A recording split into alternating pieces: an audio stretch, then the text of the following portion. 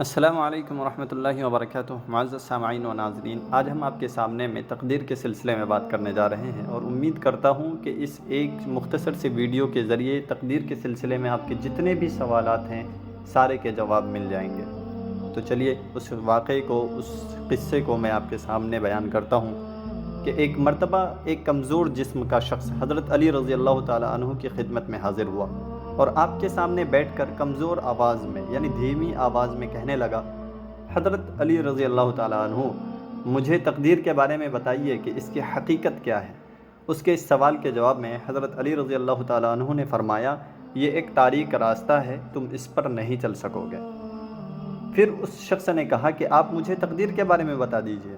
اس شخص نے دوبارہ اپنا سوال دہرایا، تو پھر حضرت علی رضی اللہ تعالیٰ عنہ نے کہا، یہ ایک گہرا سمندر ہے، تم اس میں داخل نہیں ہو سکتے۔ حضرت علی رضی اللہ تعالیٰ عنہ نے اسے سمجھانے کی کوشش کی، لیکن وہ شخص مسلسل اصرار کرتے رہا، ضد کرتے رہا، ان سے تقدیر کے متعلق سوال کرنے لگا۔ تو حضرت علی رضی اللہ تعالیٰ عنہ نے فرمایا، یہ اللہ کا راز ہے جو تجھ سے پوشیدہ ہے، لہٰذا تم اس راز کو افشا نہ کرو۔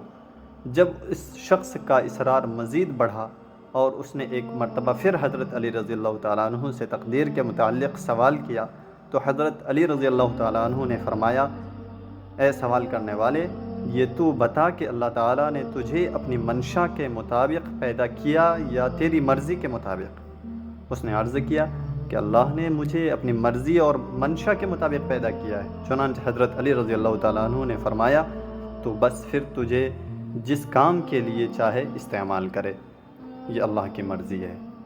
تو اس لیے میرے دوستو، تقدیر کے سلسلے میں زیادہ بحث و مباحثہ نہیں کرنی چاہیے، اور ہمیں جتنی معلومات ہوں بس اسی پر اکتفا کرنے چاہیے، اور زیادہ سوالات اس میں نہ کرنا چاہیے، اور زیادہ سوالات اور زیادہ پیچیدگیوں میں گھسنے سے پرہیز کرنی چاہیے۔ اللہ تبارک و تعالی ہم سب کو صحیح طور پر سمجھنے کی توفیق نصیب فرمائے، آمین۔ السلام علیکم ورحمۃ اللہ وبرکاتہ۔ اللہ حافظ۔